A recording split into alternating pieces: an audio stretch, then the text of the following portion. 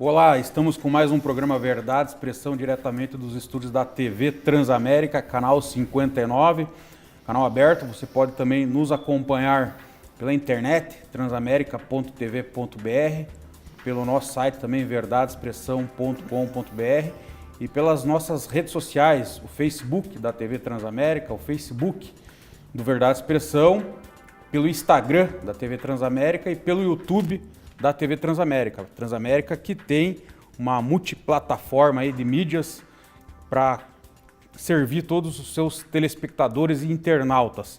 Hoje recebo aqui mais um convidado importante no cenário político nacional, José Maria Emael, ele que é de Porto Alegre, é gaúcho, formado em Direito pela Pontifícia Universidade Católica do Rio Grande do Sul, passou por diversos partidos e hoje ele preside o Democracia Cristã, que é o antigo PSDC. Foi deputado federal por São Paulo por 2 mandatos, entre 1986 a 1995, disputou a presidência da República em 1998, 2006, 2010, 2014 e 2018. Boa noite não, né? Boa tarde, José Maria Emael, uma honra recebê-lo aqui no programa. E gostaria que vamos arrancar aqui a entrevista, você falando um pouco da sua carreira política desde o início. Vamos falar sobre isso. Mas eu quero dizer a você, Guazelli, da minha alegria, né, de ter essa oportunidade, né, de estar aqui na TV Transamérica e neste programa de tanto prestígio, que é Verdade Expressão. Estou aqui acompanhado também de lideranças, do Walter Viana, que será agora, empossado amanhã, como presidente estadual, e quero destacar, né, a importância do ex-presidente Luiz Adão na construção da democracia cristã no Paraná. Indiscutivelmente, Luiz Adão é um dos grandes líderes da democracia cristã no Brasil. Acompanha aqui também nossos estúdios, além do futuro presidente estadual do Democracia Cristã, Walter Viana, o Marcos Costa, Luiz Mibach e Diego Sanches, aqui todos do Democracia Cristã. Então, Emael, conta um pouco então da sua carreira política, você que tem uma longa carreira aí, já foi deputado federal, inclusive assinou lá a Constituição da República em 88. Me incomodou um pouquinho quando você falou que eu passei por muitos partidos, então eu também vou falar sobre isso. Quais partidos? Veja, eu sou de Porto Alegre, sou gaúcho, né? Comecei a trabalhar muito cedo, comecei a trabalhar com 12 anos de idade numa tipografia, né? Mas meu pai, que era um homem determinado, me conseguiu uma bolsa de estudos na Prefeitura de Porto Alegre. Essa bolsa de estudos eu fiz ginásio, colégio, no Colégio Rosário, um dos melhores colégios de Porto Alegre. Com a mesma bolsa de estudos eu fiz Direito e Filosofia na PUC, né? E tive uma liderança universitária, fui presidente do Centro Acadêmico da Faculdade de Filosofia da PUC, depois fui presidente da Federação dos Estudantes Universitários do Rio Grande do Sul, universitários particulares, e fui um dos dirigentes da JOC, da Juventude Operária Católica. E foi através da JOC que eu conheci a doutrina social da Igreja, a encíclica Rerum Novarum, quando o Papa Leão XIII diz, né, o trabalho não é mera mercadoria, mas é expressão da dignidade humana. Passada essa fase de liderança universitária, eu decidi ingressar num partido político. E aí procurei o partido que batia com a minha maneira de ser, de pensar, de se sentir, né? E me filiei então na Juventude Democrata Cristã do PDC, do Partido Democrata Cristão. E isso foi em 62. Mas chega a 65, e em 65 o regime militar edita o ato institucional número 2, eliminando os 13 partidos que existiam e criando a Arena e MDB. Sim. Depois disso, o Brasil fica privado da democracia cristã durante 20 anos. Como é que eu fui para São Paulo? Eu era um advogado da White Martins, essa multinacional, né?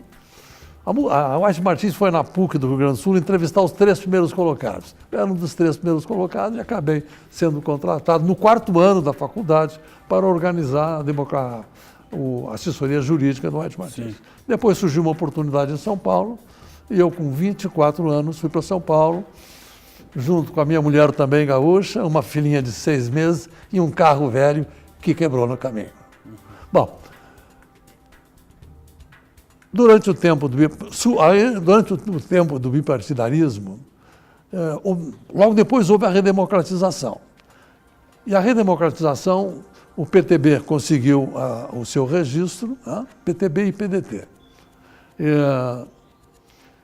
aí eu me filiei ao PTB, e fui candidato a deputado federal pelo PTB. Mas chega a 85, a democracia cristã é refundada. Então, logo a democracia cristã foi refundada, eu voltei para a democracia cristã. Fui o presidente da democracia cristã em São Paulo e fui o candidato a prefeito da capital em 1985, para mostrar que a gente havia voltado. Aí disputei com Fernando Henrique, Suplicy, foi uma campanha fantástica. Foi a nossa campanha que surge as bandeiras azuis e amarelas da democracia cristã. E é nessa eleição de 85 que um companheiro nosso, Alfaiate, mas também compositor de música popular, cria o histórico jingle Em Uael, um democrata cristão, que indiscutivelmente é o maior jingle, o maior sucesso de jingle na história política brasileira. E no ano seguinte, 86, eu já me elegia deputado federal, com uma das maiores votações de São Paulo. Veja, foi uma coisa impressionante. Em um ano, eu saí do anonimato político em São Paulo, graças à força da democracia cristã, a mensagem da democracia cristã. Me elegi na época com 72 mil votos, uma das maiores votações da época, trazendo para hoje algo em torno de 400 mil votos. Em 90, a democracia cristã elege 22 deputados federais.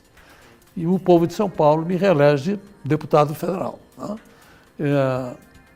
Como constituinte, ao terminar, depois a gente pode falar um pouco mais sobre isso, ao terminar a Constituinte, fiquei entre os 15 constituintes com o maior número de propostas aprovadas. Eu aprovei 145 propostas, e a maior parte delas está no texto constitucional.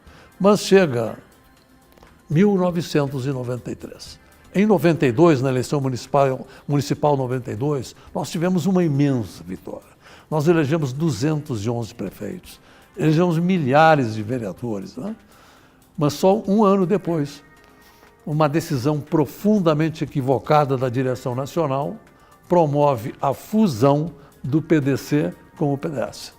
Eu estava no meu segundo mandato, fiz tudo que estava ao meu alcance para impedir a fusão, mas ela acontece no dia 13 de abril de 1993. Mas só 2 anos depois, na noite de 30 de março de 1995, juntamente com 114 companheiros, totalizando 115 fundadores, refundamos a democracia cristã no Brasil, acrescentando um S na antiga sigla, e surgia aí o PSDC, Partido Social Democrata Cristão. 2 anos depois, foi 95, 3 anos depois, eu já disputei a presidência da República pela primeira vez. Por que eu fui 5 vezes candidato a presidente da República? Na tarefa da reconstrução da democracia cristã. Hoje nós estamos em mais de 2.000 cidades, estamos chegando a 250 mil filiados, Temos lideranças nos estados de um valor imenso, a exemplo do companheiro Luiz Adão aqui no Paraná. Então hoje eu considero cumprida a minha missão da reconstrução da democracia cristã no Brasil. Você tem uma longa trajetória política e pode falar bem daquele tempo do regime militar que durou em torno de 20 anos, como você falou. E tem muitos debates, principalmente agora com essa eleição presidencial que a gente teve, essa polarização aí no segundo turno, e algumas opiniões dizendo que não foi golpe, que foi movimento, que se tinha ou não tinha censura, se era bom ou não o regime militar. Na sua visão, aí, o que você pode falar do regime militar na história do Brasil? Foi um regime de exceção, isso não tem dúvida nenhuma. As garantias democráticas, elas foram feridas nesse regime. Não que não existam méritos neste período, mas não se pode dizer que foi um tempo com plenitude democrática, não foi. Como temos hoje, por exemplo. Com certeza. Não foi assim. E uma das tragédias desse período, por exemplo, foi a impossibilidade dos centros acadêmicos das universidades, das faculdades funcionarem. Aquilo lá era a sementeira de políticos, de lideranças políticas. A gente paga hoje o preço, um preço muito caro, das lideranças universitárias não poderem aflorar, crescer. Inclusive, até alvo de debate, muito se comenta que hoje há uma grande dificuldade de formação de lideranças dentro das universidades por conta desse período militar. Aí. Isso, exatamente. Foi uma perda enorme, imensa. Por exemplo, eu fui presidente do Centro Acadêmico, presidente da Federação dos Estudantes, liderei campanhas nacionais, livro didático, campanhas de caráter social, coordenei a Marcha da Fome em Porto Alegre. Então, isso era um líder em formação. E a formação é a prática. Infelizmente, durante esses 20 anos, se perdeu isso. E o que você pode falar da imprensa na época do período militar? Não havia liberdade. Mas houve muita coragem. Órgãos, por exemplo, que ficavam publicando receitas. Aquilo era uma forma de registrar a inconformidade. Era uma reação clara e criativa. E como que você vê a forma de fazer política hoje, que a gente tem aí a internet, temos diversas maneiras do cidadão se comunicar com a forma de fazer política antigamente? Indiscutivelmente, você tem hoje um cenário novo. As redes sociais, elas representaram uma inovação na comunicação. Mas, de outro lado, você teve, sabe, o aproveitamento de robôs. Então, de toda uma forma de se comunicar nas redes sociais que não é autêntica. Não é uma coisa pura, é uma coisa montada. Isso, então, cria uma certa lesão a essa nova forma de comunicação. Mas as redes sociais vieram para ficar. Porque a gente vê surgindo muito, por exemplo, a gente teve vários parlamentares eleitos nessa eleição de 2018, que são pessoas que não têm nenhuma, digamos, infiltração junto à população, eram mais líderes digitais. Até onde, por exemplo, que esses líderes digitais têm, digamos assim, isso de uma forma geral, assim, tem condições de atender os anseios da população? Mano, eu acredito, eu tenho a convicção, ou mais do que convicção, a esperança, de que entre todos os eleitos, os novos eleitos, se encontrem talentos. Então, essa é uma esperança que eu cultivo e que espero que o tempo demonstre que essa esperança tinha sentido. Que entre os novos eleitos se encontrem talentos. E qual que é a sua opinião em relação a que a gente tem hoje um governo que tem muitos militares, né? E às vezes tem alguma corrente de se voltar aí, como era o regime militar antigamente.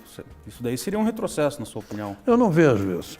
Eu não vejo isso porque pela postura dos militares, né, que fazem questão de dizer que não é um grupo militar, pela postura ele tem demonstrado equilíbrio. Uma determinação de serem prudentes nas colocações. Né? Ora, o que nós precisamos hoje, Guazelli, é de pacificadores. Nunca o Brasil precisou tanto de pacificadores e do diálogo. Se você me perguntar, o que você acha do governo do presidente atual? Falta de diálogo. Falta de diálogo. É preciso dialogar. E é preciso, Guazelli, encontrar um caminho que reúna contrários. Que se reúnam buscando uma mediana, teses conflitantes. Então isso é fundamental. Essa é a principal missão do presidente da República. Ser um pacificador. Praticar o diálogo permanentemente e buscar. Todo dia 5 de cada mês, eu edito uma mensagem do presidente nacional. A mensagem do mês de maio foi exatamente nesse sentido. A pátria pede aos seus filhos que sejam pacificadores, tá? Para que se encontre um caminho de reunir contrários, reunir teses conflitantes, tá? E do entendimento sair um novo cenário, tá? Cenário de paz, cenário de harmonia, sem que se deixe de lado princípios, projetos, que cada um permaneça com as suas ideias, mas encontrar uma mediana, um entendimento, que é isso que o país precisa. Mas dentro dessa tua ideia de pacificação, você não acha que esse conceito aí tem que partir do presidente da República? E a gente vê algumas posturas aí que são agressivas, e no sentido também até que me parece que não acabou a campanha eleitoral ainda, porque a gente vê algumas situações aí que, principalmente às vezes dos filhos dele ali, de agressão à imprensa, agressão até pessoas do próprio governo. A gente viu aí, um tempo atrás, um filho lá, o Carlos Bolsonaro, fazendo várias críticas, duras críticas ao vice-presidente, o Hamilton Mourão. Você não acha que essa postura de pacificação teria que ter uma iniciativa do atual presidente e do seu staff todo? Com certeza, com certeza. O presidente da República só terá sucesso se for um pacificador. Se não for um pacificador, isso vai se estender esses 4 anos. E até onde que você acha saudável esse conflito com a imprensa? Ou então, de repente, você beneficiar só determinados órgãos de comunicação ali? Esse é o erro mais primário, né? Esse é um erro primário, né? O relacionamento com a imprensa tem que ser uma coisa abrangente. Você não pode selecionar da imprensa com quem você quer falar. Isso é um erro primário, né? Mas eu tenho a esperança que o presidente, com esses primeiros reveses, aprenda e mude a sua conduta. Agora, você que tem larga experiência, há uma confusão no discurso político do presidente, que ele fala lá que ele não tem conversa com o Congresso, tal, não tem tomar lá da cá.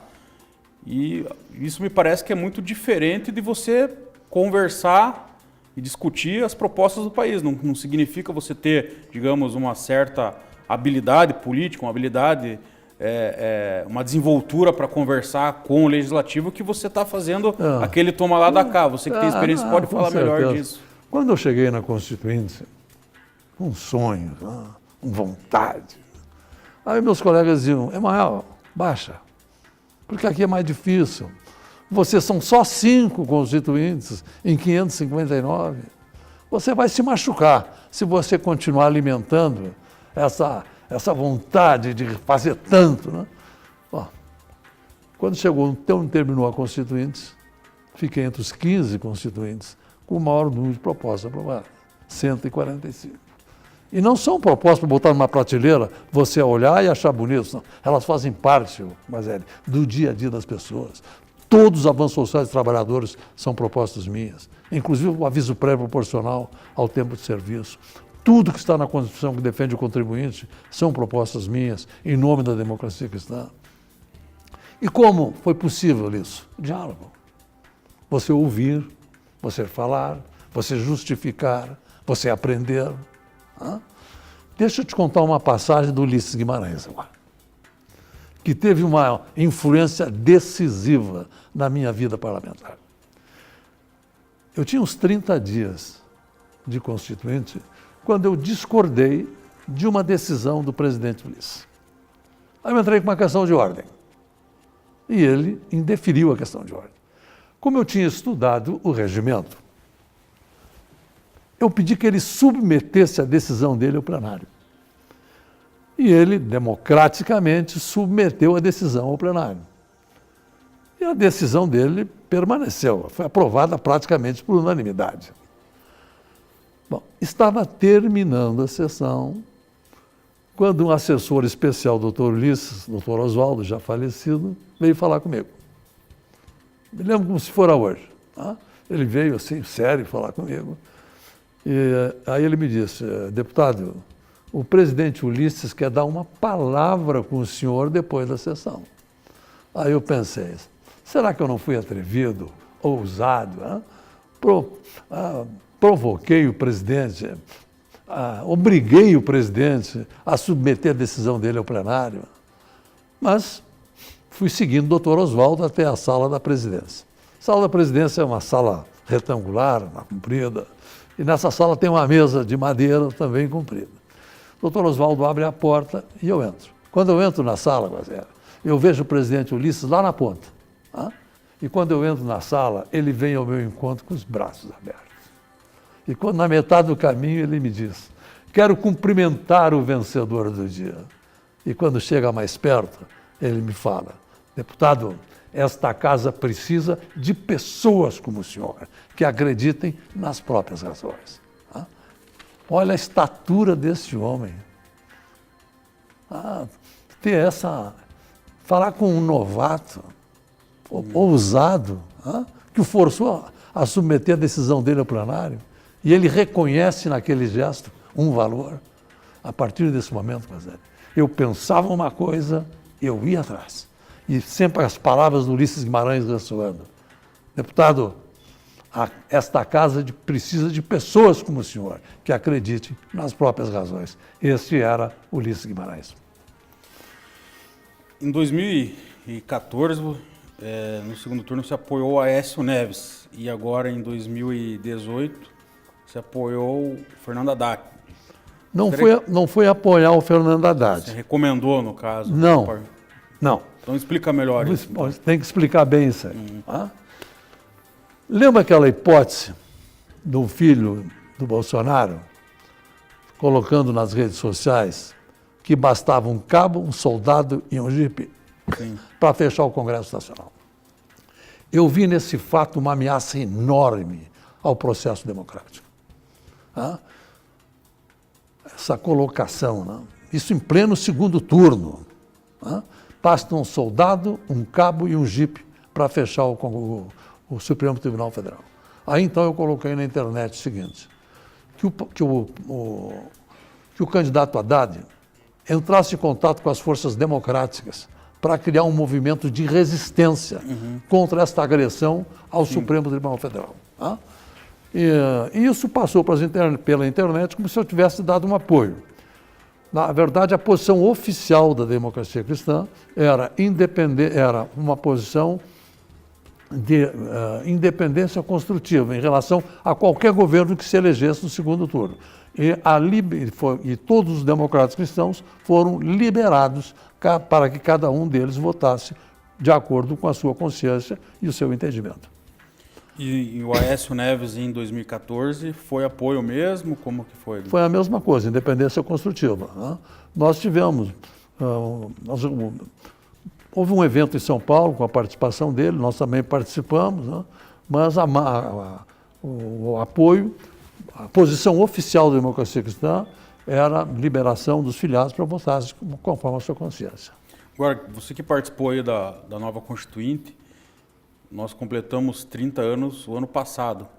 Como que você analisa aí a Constituição Federal nesses 30 anos? Eu acho que nós devemos à Constituição Federal o mais longo período democrático da história brasileira. Isso não tem dúvida nenhuma. A Constituição pode ter falhas? Pode. Mas ela representou um avanço, sabe, assim extraordinário. Eu lembro, a Constituinte, foi um momento mágico. Aquelas multidões chegando na Câmara dos Deputados. Naquele tempo não tinha computador. O grande avanço era a máquina de escrever elétrica. Até para os advogados, né? A máquina de escrever. Então, veja, poucas pessoas vinham com as suas propostas datilografadas, mas era a minoria absoluta. Sabe como vinham a maioria das pessoas? Com folhas de caderno, escritas à mão. As pessoas colocavam em folhas de caderno os seus sonhos, o que pensavam, os caminhos que achavam que nós deveríamos trilhar. Foi um momento assim único. Valeu a pena ter vivido para ser constituinte. Dentre essa Constituição, a gente já teve várias emendas e tivemos aí uma relevante, 1 ano e meio, vai fazer 2 anos agora em outubro, novembro, que é a reforma trabalhista. Sim. Como que você analisa essa reforma trabalhista aí? Eu acho que ela teve um ponto em que ela deveria ter escrito de forma diferente. Foi o fim do imposto sindical. Tinha que ter uma fase de transição. Não, já não tem mais. O que levou a uma venda apressada de imóveis, né, de propriedade desses sindicatos, uma lesão ao seu patrimônio pela pressa. Então, isso aí realmente... As demais colocações é algo que a própria realidade vai demonstrar o que foi o acerto, ou algo tem que ser modificado ou não. Todas as minhas conquistas para os trabalhadores não foram tocadas. Redução são de minha autoria os seguintes avanços sociais. Redução da jornada de trabalho de 48 para 44 horas semanais. A proteção contra despedida imotivada. Até na vírgula o texto é meu. O texto é da democracia cristã, tá? Porque eu era um agente da democracia. Relação de emprego protegida contra despedida imotivada nos termos da lei, que preverá, sem prejuízo de outros direitos, indenização compensatória. Essa expressão, sem prejuízo de outros direitos, foi o fio condutor do acordo, porque a indenização compensatória ficou só um dos direitos, não impedindo a luta sindical de aprimorar a proteção da relação de emprego. O aviso prévio proporcional ao tempo de serviço e no mínimo de 30 dias, uma das maiores conquistas dos trabalhadores de toda a história, foi a democracia cristã. Como é que era antes? Quem recebia por semana 8 dias de aviso prévio, quem recebia por quinzena 15 dias, só o chamado mensalista que tinha 30 dias. Então, a menina do escritório, o rapaz do escritório, passou 30 dias da experiência, ela tinha 30 dias de aviso prévio. Um mestre de obra, 20 anos, de uma construtora, recebia por semana, podia ser mandado embora com 8 dias. Por isso que a emenda que eu apresentei foi nos seguintes termos. Aviso prévio proporcional ao tempo de serviço e no mínimo de 30 dias. A ideia da proporcionalidade eu busquei na Europa, né? E hoje são mais 3 dias por tempo de casa. Direito trabalhador ao lazer. Quando defendi essa proposta, afirmei da tribuna, para nós, da democracia cristã, o trabalhador tem direito a viver a vida, a usufruir a vida, e não apenas gastá-la na rotina de nascer, trabalhar e morrer. Incentivos para proteger o mercado de trabalho da mulher. Eu não fui o autor, mas fui o constituinte que fez a defesa na tribuna dos 120 dias. Mas me preocupou depois o efeito perverso que isso pudesse ter, pelo alargamento do prazo. Então apresentei uma proposta, hoje a Constituição, permitindo incentivos fiscais para proteger o mercado de trabalho da mulher. Uma senadora recentemente aprovou um projeto de lei estendendo para 180 dias, tendo como contrapartida para a empresa incentivos. Agora, Emael, indo mais para o plano aqui atual, temos diversos assuntos aqui para falar do atual governo. O primeiro reside na questão da reforma da Previdência, que a gente não sabe se vai, não vai, tá aquela articulação, o Paulo Guedes de um lado, o presidente do outro, e daí tem a Câmara dos Deputados lá, o Rodrigo Maia já falou que apoia a reforma da Previdência, mas ele não pode ser o articulador do governo. Quem tem que articular é o próprio governo. O Bolsonaro, por outro lado, fala que a articulação é tomar lá da cá. O que você acha aí dessa reforma da Previdência, nos moldes como ela está proposta, e se você acha que ela vai passar? Bom, que a reforma da Previdência é necessária, não tem dúvida nenhuma. O sistema atuarial dela não se sustenta, né? Inclusive pela elevação do nível da expectativa de vida. Agora, uma coisa que me preocupou muito na questão da Previdência foi aquela descoberta que dentro da Previdência estava a retirada da indenização compensatória para os aposentados que voltassem à ativa. E o depósito na sua conta enquanto empregados. Isso não tinha nada a ver com a Previdência, nada.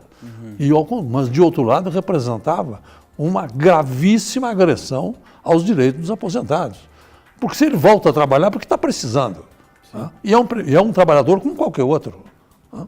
Então, isso levou o partido agora, nós temos um grupo de trabalho fazendo uma revisão na proposta, para ver se não tem nada lá escondido como tinha essa questão dos aposentados. Tá? Até agora não descobrimos. Esperamos e torcemos para não descobrir outra. Tá? Agora, o cenário no Congresso Nacional, ele, volto a dizer, o que realmente está pegando é a falta de diálogo do presidente da República com o Congresso, tá? Com as lideranças do Congresso. E essa questão do toma lá da cá, um ou outro pratica isso, mas, na verdade, a maior parte dos parlamentares tem consciência da sua própria importância e da obrigação de serem servidores, né? Mas é a maneira de se colocar, de conversar, né? É fundamental que o presidente da República tenha diálogo com o Congresso Nacional. Uma vez eu disse ao Collor, né? Presidente Collor, não governe para a sociedade, governe com a sociedade. Né? Governe com a sociedade. Né? E é o que eu espero que o presidente da República faça. Não queira governar para a sociedade, governe com a sociedade, governe junto, chegue junto. É isso que faz falta.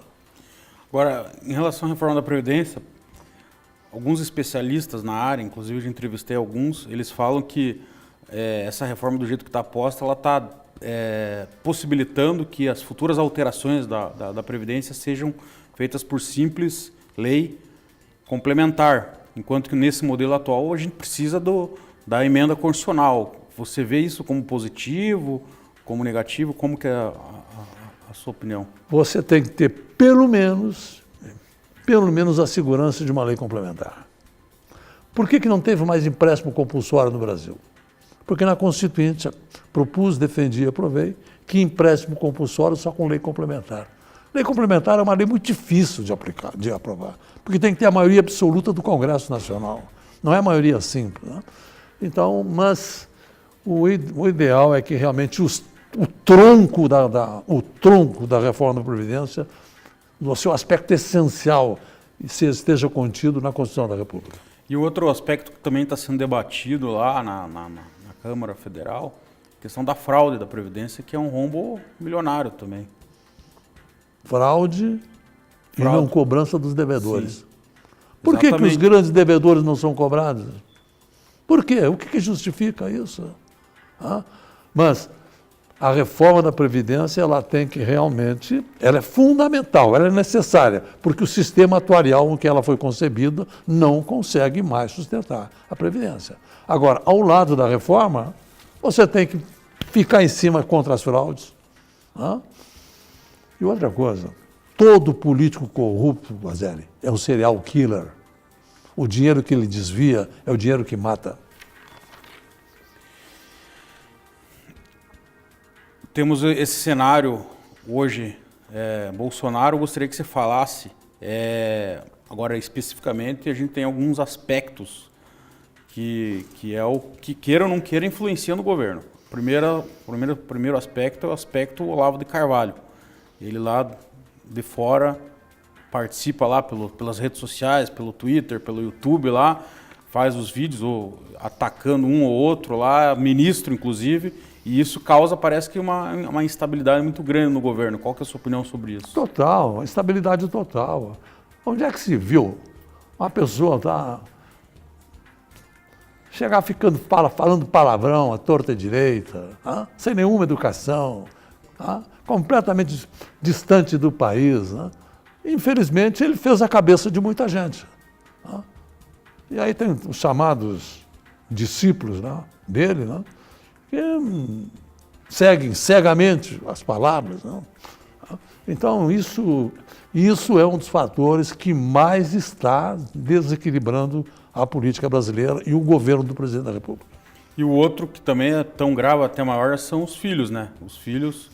A gente tem o Carlos Bolsonaro, que a gente vê que é bem agressivo aí nas redes sociais.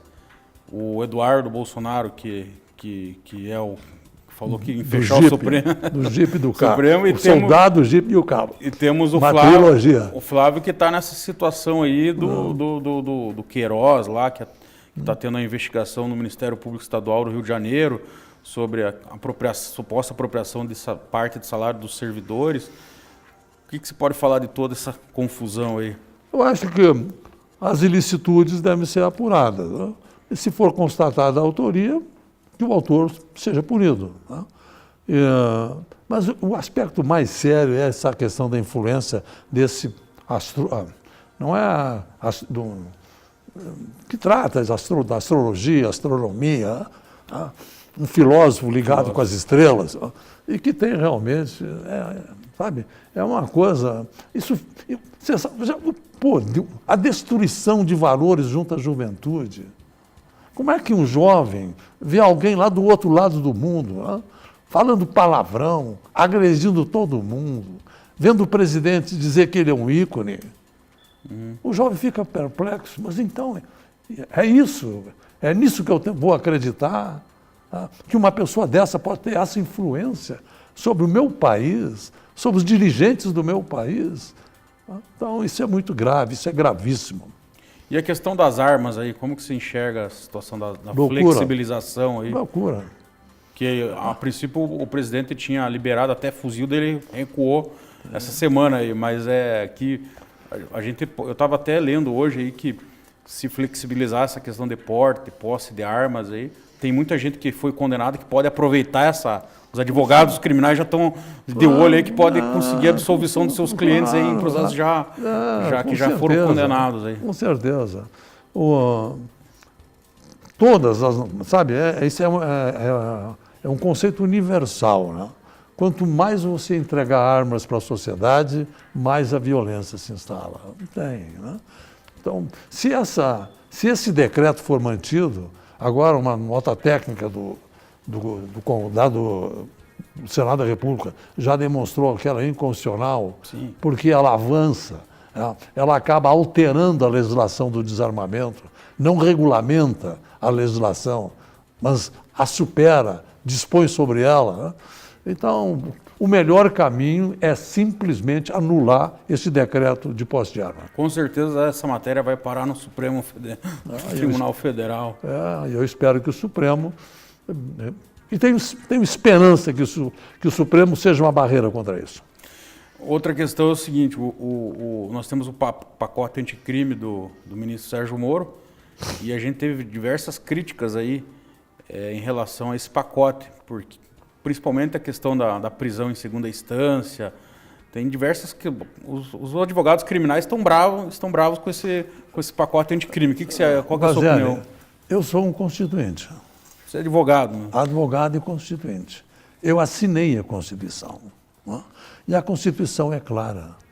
Ninguém será considerado culpado enquanto não transitar em julgado a sentença penal condenatória. É isso. Tá? É isso que a Constituição estabelece. Então, você chegar e dizer, não, mas tem que ser assim, porque não, uma porção de colarinho branco vão ser absolvidos. O Tribunal, a Defensoria Pública de São Paulo publicou uma matéria que ela diz o seguinte: cerca de 16 mil pessoas de poucos recursos foram presas e recolhidas à prisão em função da decisão do Supremo, tá, por 6-5, de considerar que é válida a sentença, a prisão após a sentença em segunda instância. Não, a prisão, nos termos da Constituição Federal, ela só é possível após o trânsito em julgado da sentença penal condenatória. É claro que você tem exceções, uma prisão preventiva, quando, nas hipóteses que ela pudesse ser colocada. Você falou bem, exceções. A prisão é uma exceção. A prisão cautelar, a prisão preventiva.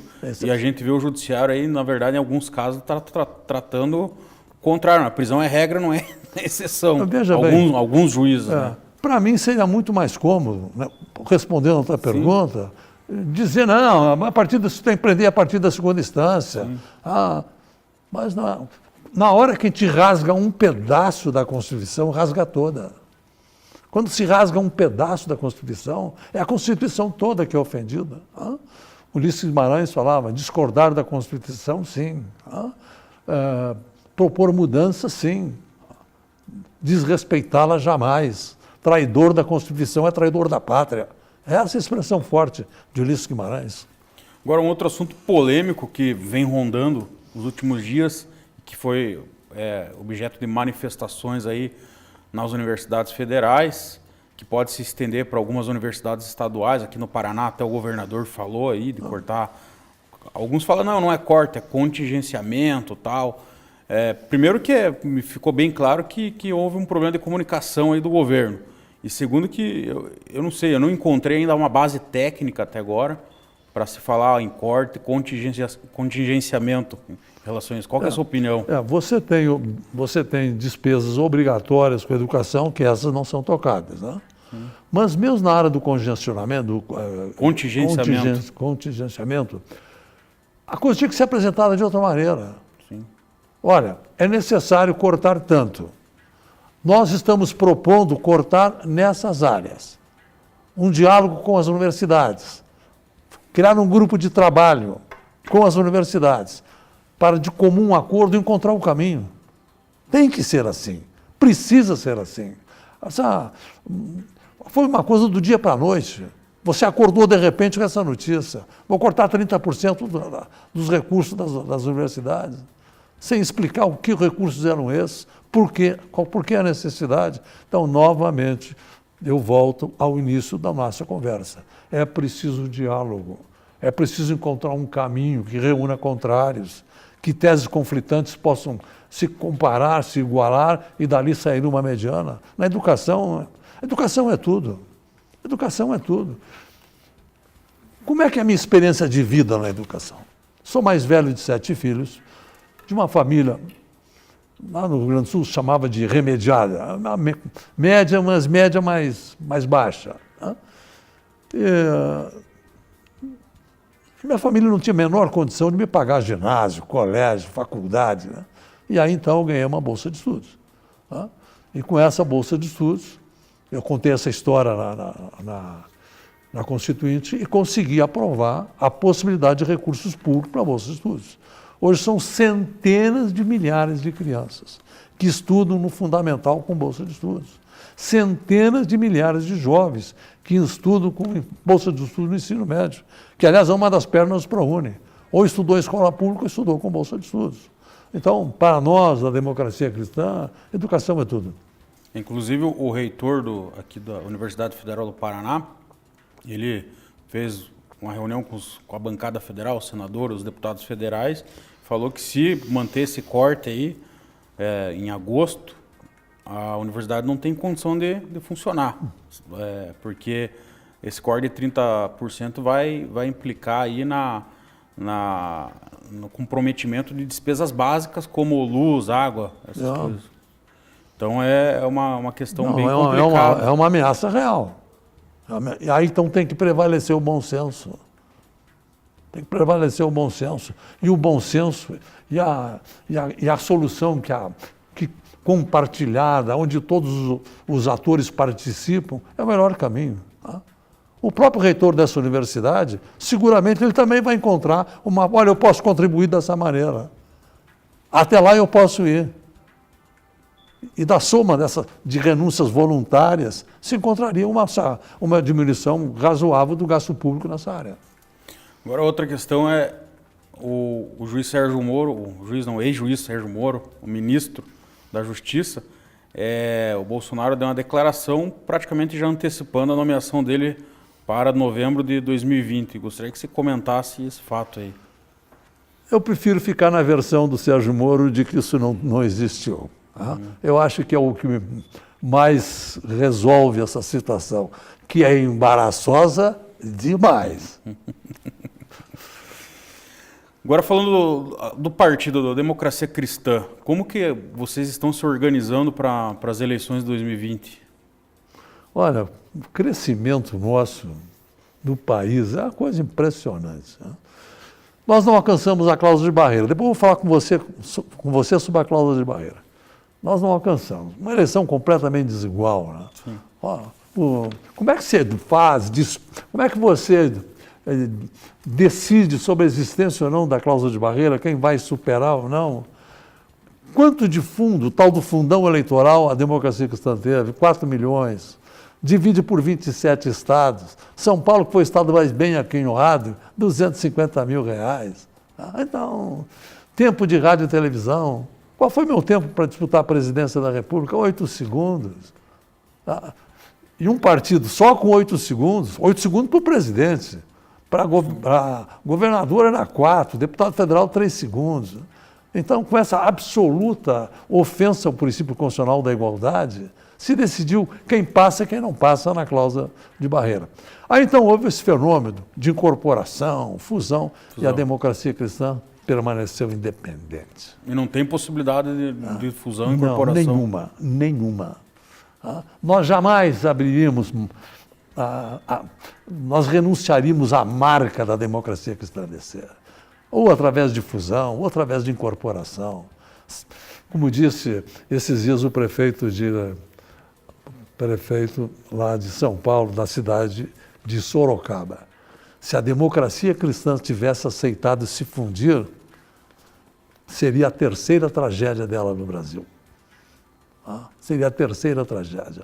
E nós jamais aceitaríamos ser os autores dessa tragédia. Então, a democracia cristã permaneceu independente, firme.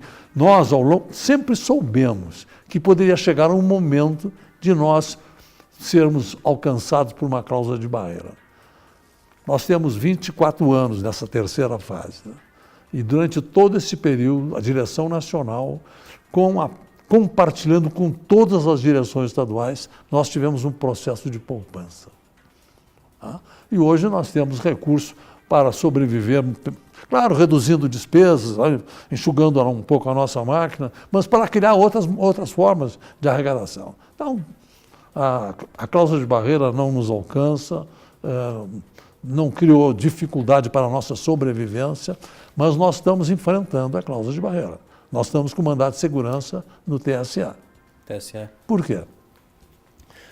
Isso, lá em outubro de 2030, em outubro de 2017, foi aprovada a cláusula de barreira, foi aprovada a emenda constitucional 97, que introduziu a cláusula de barreira no Brasil. Ela estabelece que a cláusula de barreira, ela alterou o parágrafo 3º do artigo 17 da Constituição, introduzindo a cláusula de barreira no Brasil e dizendo que ela vale a partir das eleições de 2030 e ela será composta por duas exigências. Ou alcança 3% do total de votos válidos, ou elege 15 deputados em 1/3. Mas no artigo 3º, ela cria o rito da transição. Então lá, ela diz, olha, a cláusula de barreira, como está escrito lá na Constituição, vale a partir das eleições de 2030. E aí vem um parágrafo único. Terão direito aos recursos do fundo partidário e tempo de rádio e televisão os partidos que, inciso 1º, na legislatura seguinte, a eleição de 2018, na eleição para a Câmara dos Deputados, alcançarem 1,5% dos votos válidos ou elegerem 9 deputados em 9 estados diferentes. Para você que é leigo, que está nos assistindo, o que é a legislatura? É o tempo de um mandato. Sim. Qual é a legislatura de um deputado federal? São 4 anos. Qual é a legislatura? Quais são os 4 anos depois da eleição de 2018? É o período que começa em 1º de fevereiro de 2019 e termina em 31 de janeiro de 2023. Nesse período só tem uma eleição para deputados federais, eleição de 22. Tá? Quando eu constatei isso, eu fiz um pequeno parecer e encaminhei para alguns juristas. Um desses juristas foi o Ives Ganda Martins, que é nosso amigo. Tá? Foi um parceiro enorme na Constituinte na área tributária. Aí, o Ives, ele recebeu e respondeu em seguida, Emael, você está coberto de razão, é só 22. Bom, aí eu pedi uma audiência com a ministra Rosa Weber, uma pessoa muito cordial, né, para comunicar a ela que provavelmente nós entraríamos com mandato de segurança, para que ela não fosse surpreendida com um mandato de segurança nosso sem um pré-aviso. E nós entramos com mandato de segurança contra a aplicação da cláusula de barreira agora na eleição de 2018. O relator não conheceu, mandou suspender o segmento, sem analisar os nossos argumentos. Mas é em 18, porque se não for em 18, em 2030 não está pronta a transição, não considerou nenhum dos nossos argumentos e mandou arquivar o processo. Aí nós entramos agora com embargo de declaração pedindo que ele se manifeste sobre as coisas omissas no parecer dele. Não foi resolvido ainda, já tem 30 dias lá e não foi. Mas eu acho que provavelmente os embargos não vão ser acolhidos. Aí nós entraremos com um agravo interno, uma figura nova, que permite que a gente leve então a matéria para a corte, para os 7 ministros. E lá vai haver a possibilidade da sustentação oral. Foram 3 advogados do partido que subscreveram, eu sou um deles, e irei fazer, se for necessário, a sustentação oral no TSE. Se nós perdermos no TSE, nós vamos para o Supremo. E como que você vê para a eleição agora de 2020, o fim das coligações proporcionais? Qual que é a sua opinião aí sobre essa alteração? Eu falava esses dias com o prefeito de Itu, lá de São Paulo, ele me falou, deputado, a partir de agora é outro tipo de eleição. Não interessa mais ficar com aquele monte de partidos juntos. Sim. Agora é um grupo reduzido de partidos juntos, numa coligação majoritária. Tá? E ele acrescentou, e nesse grupo eu não quero passar de 4 ou 5, mas eu faço questão que um desses partidos seja a Democracia Cristã. Então esse é um fenômeno que vai marcar essa eleição. Acabou. Aquela coligação com 20 partidos, 15 partidos, não tem mais. Os prefeitos estão buscando, na sua reeleição, se cercarem de poucas legendas, todas elas com chapa completa de deputados, e com valores que possam realmente agregar, tanto a nível de projeto, como a nível de força eleitoral. Então, é um fenômeno novo. A questão, hoje, por exemplo, são 35 partidos. Imagina nos municípios, 35 partidos buscando o número de mulheres necessário para poder ter 1/3 das mulheres. Então, isso está levando que todos os partidos tenham o primeiro foco agora é filiar mulheres que queiram ser candidatas e que queiram mesmo ser candidatas, para não correr o risco depois de serem acusados de ter laranjas, mulheres laranjas. Né? Aliás, é crescente o interesse da mulher pela política no Brasil. Isso é um fato indiscutível. E aquela figura também do cara colocar o partido debaixo do braço lá e coligar com meia dúzia de candidatos e negociar um cargo também vai evitar, né? Acabou. Agora, de outro lado, outro fenômeno relevante. A quantidade de pessoas querendo serem candidatas a prefeito. Vai ter mais candidatos a prefeito, na sua opinião? Muito. É uma coisa... É o que nós estamos vivenciando na democracia cristã. A quantidade de pessoas, né? Mas esse é um fenômeno novo. São homens e mulheres de bem, querendo ser sujeitos do processo, não mais objeto do processo. Então querem ser prefeito para servir sua gente, servir sua cidade. Então, são pessoas qualificadas que estão chegando. Um exemplo, Praia Grande, um grande município de São Paulo, no litoral, né?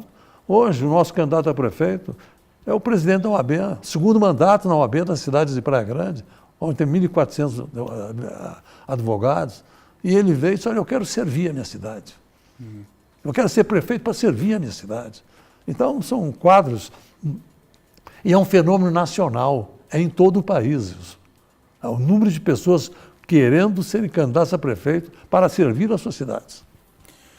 Estamos caminhando para o final, Emael. Deixo o espaço aberto para você aí, para fazer suas considerações finais aí. Não, quero agradecer novamente essa oportunidade extraordinária que me é concedida pela TV Transamérica, pelo programa Verdade de Expressão. E veja, se você me perguntasse, Emael, na sua visão, qual foi a maior contribuição que a democracia cristã deu para o Brasil na Assembleia Nacional Constituinte? Foi a definição do modelo de sociedade a ser construído pelos brasileiros, né? Que é o inciso 1º do artigo 3º da Constituição. São objetivos fundamentais da República Federativa do Brasil, construir uma sociedade livre, justa e solidária. Eu convido a todos que estão me ouvindo, agradecendo novamente a Transamérica, para que, junto com a democracia cristã, trabalhem com esse objetivo, construir uma sociedade livre, justa e solidária. Tá certo, muito obrigado. Então, as portas aqui da TV Transamérica estão abertas a você e também a todos aqui da Democracia Cristã. E próxima vez que voltar a Curitiba, Com certeza, vamos bater um outro bate-papo aqui, falar um pouco mais também da nossa política nacional aí. com certeza. E a você que nos acompanhou, eu agradeço e estaremos de volta na semana que vem. Um grande abraço.